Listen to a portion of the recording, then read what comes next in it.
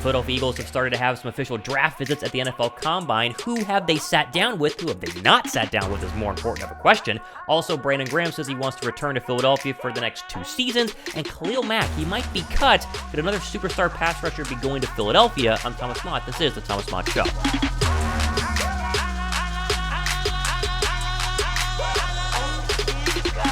What's up, guys? Thomas Mott here. Welcome to the Thomas Mott Show on a Friday. Combine is in full swing. Players are really fast this week. We're seeing a lot of really crazy 40 times. We're probably going to see a lot more over the weekend. But I know you guys are wondering, who have Philadelphia officially visited with? Who have they had official sit-down meetings with at the Combine up to today? And I had the list for you here on Twitter via D-Bird's blog. I've kind of double-sourced this as well to confirm that these players, at minimum, have met with the Philadelphia Eagles. You see up on your screen right now. Does not mean they won't meet with other players. Obviously, this is a very defensive-heavy list. No offensive players here to speak of. They will meet with offensive players as well. But it's the difference between talking to a player, which you'll see on Twitter, oh yeah, I talked to the Eagles, and sitting down for a formal meeting with the Eagles. And so these are the players that have officially sat down with Philadelphia. Let's go through the list. Isaiah Foskey, the edge rusher out of Notre Dame. No surprise there. Philadelphia likely to take an edge rusher at some point in this draft, especially if they were to trade back out of 10. Brandon Joseph, the safety out of Notre Dame. Antonio Johnson, the safety out of Texas A&M.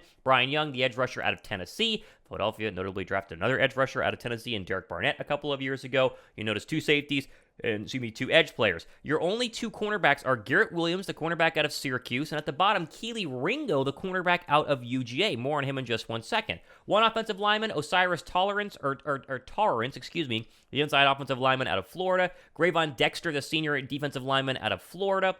Grayvon Dexter Sr., he's a defensive lineman out of Florida. Byron Young, the defensive lineman out of Alabama. And finally, Kelee Ringo, the cornerback out of Georgia. Now you're saying, Thomas, where are the wide receivers? Thomas, where are the offensive linemen that play tackle potentially? Thomas, where's Bijan Robinson? Where's Jahmyr Gibbs? Guys, they're probably still going to meet with them, whether they have actual visits at the Combine or they bring them to Philadelphia for an actual in-house visit. Remember, they get like a couple of those every single time, March before the draft. And so this is not the final list. It's just the list that we have right now. And what's important to note here is that the fact that it's mostly defense. Philadelphia understands that as it currently stands, their offense is pretty much still playoff ready, division winning ready, and ready to potentially go win another Super Bowl. Now, they might need additional help on the offensive line. Could use a wide receiver 3. They could use another running back. Like, they still have holes in the offensive line, but this list tells you where Howie Roseman is actually thinking, and that is defense. And defense is where they're losing the majority of their players. And you see safety here. Obviously, if they were to potentially lose C.J. Gardner-Johnson to free agency, you see cornerback here.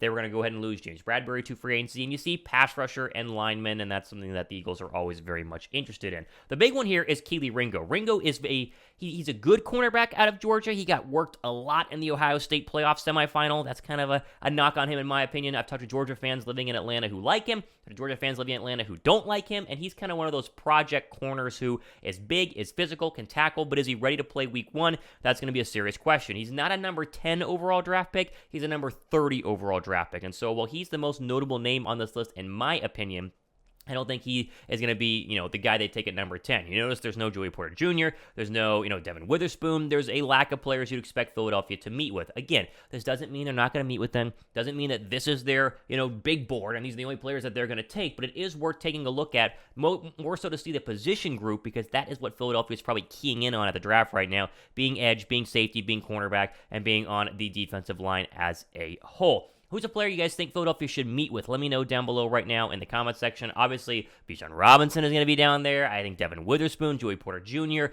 Very curious to see who you think the Eagles will take at number 10. Give the show a thumbs up and let me know right now.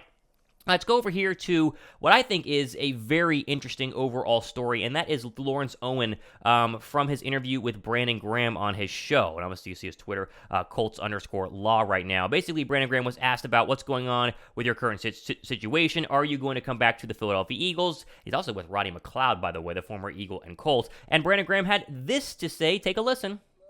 But, the way the game is now, man, I told wifey 2 more years and then we'll call it. I just want to say 15, hopefully with the Eagles the whole way now that I've been here. hopefully with the Eagles for another 2 years. Now, there are other reports saying that, he's interested in going to Cleveland to go back with Jim Schwartz, and there's also Fletcher Cox might want to go to Cleveland and be with Jim Schwartz. He's going to have his fair share of suitors, but I do think there's something to say about finishing his career in Philadelphia, about being an Eagle the entire time, and the fact he came off a double-digit best season ever after the Achilles tear. I'm all for re-signing BG, obviously for a fair price. I think Brandon Graham understands that. I think he's a perfect Chris Long rotational pass rusher position right now, coming in to fill in for Hassan Reddick, filling in for Josh Sweat. He makes an absolute ton of sense, and I am all for it. However, and this is important, it is worth noting that there are going to be some other pass rushers on the free agent market, most notably Khalil Mack of the Los Angeles Chargers. You see the NFL Rumors tweet here, which, by the way, I know NFL Rumors is not an official source. It's not Adam Schefter, but NFL Rumors does have some nuggets here and there, and they tweeted a while ago, the Chargers have a tough cap choice to make with Khalil Mack. Team could save $22.9 million with a cap casualty. The team is currently $20 million over the cap. And so the idea of cutting Khalil Mack or releasing him makes a ton of sense for the Chargers. And so to bring up Khalil Mack is not to say Philadelphia is guaranteed to be interested. And I always want to preface that and clarify that and make sure you understand that I'm not reporting that they're going to go sign Khalil Mack. However, if you were to lose a guy like BG, you could slide in a guy like Khalil Mack. And now, again, a lot more expensive, I would say. Khalil Mack is a better pass rusher than Brandon Graham. Some of you would say you want to keep Brandon Graham over Khalil Mack because of the camaraderie in the locker room and everything, and I would agree with that. But if you were to lose a guy like Brandon Graham, keep an eye on a name like Khalil Mack to possibly be an option here for, $8 million, $9 million, $10 million a year. I'm not sure how much Khalil Mack would command. He used to be the best pass rusher in the National Football League. He has come back a little bit. Injuries have been a problem there, but he's still going to be worth a pretty penny. And so probably not an option for Philadelphia, but one to keep an eye on if they were to lose a guy like Brandon Graham and want that kind of veteran star pass rusher who can still kind of pull out double-digit sacks any given season. Let me know what you guys think. Khalil Mack versus Brandon Graham. Would love to see where you guys are at on that one. Okay, final story, and I want to just preface this as a good example of the fake news that is out there. There was an article, or there was a meeting between Adam Schefter, sorry, not a meeting, a podcast. So, the Part of My Take guys, Big Cat, PFT, they had Adam Schefter on. Adam Schefter played a prank on PFT, who's a Commanders fan, saying that a Lamar Jackson deal is coming in the next couple of hours, and that, it would be 6 first-round draft picks, or it would be multiple first-round draft picks and 6 years guaranteed money. Let's just go ahead and roll the clip here really quick. Take a listen. In that particular case last year. Oh, phone's buzzing. Yeah, go ahead. Go for it. What is it? Hold on a second. No, he's going to announced Lamar Jackson to the Commanders. He's pranking us. Let me see it. Hold on. Okay. Now, this is from Dan Snyder no saying, no one's allowed to tweet, right? No one's allowed to tweet. Yeah, Dan Snyder just said, Hold on. Give it to me a hey, sec. thank you so much for sending us that first draft. There's no way. Just a heads up. Just a little heads up, this deal. We could say it now, right? It's coming out Friday. Okay. And if you tell us, we'll edit it out. Okay. But no tweeting, right? No tweeting. No tweeting. We know everyone in this room. We're on lockdown. Steven's showing his hands. We don't need to see your hands, Steven. Just a little heads up. This deal with Washington Lamar has started to pick up. Oh, with PFT. what they're offering, it's now looking like it'll get agreed to tonight. Someone here will keep you posted when it's about to be finalized. Want you to be ready. Talk soon. Oh, man. This is not real.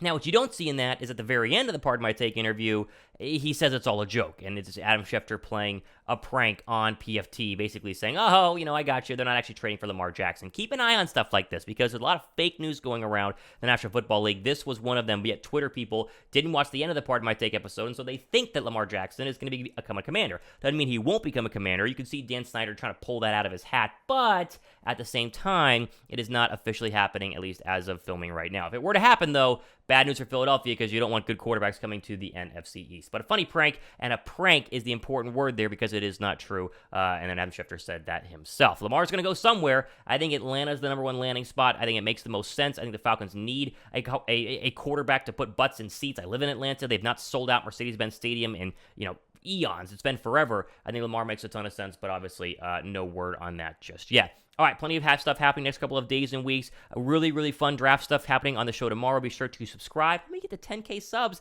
And then tomorrow, or I should say next week, is going to be a lot of fun. You're not going to want to miss it. I'm Thomas Mott on a Friday. This has been the Thomas Mott Show.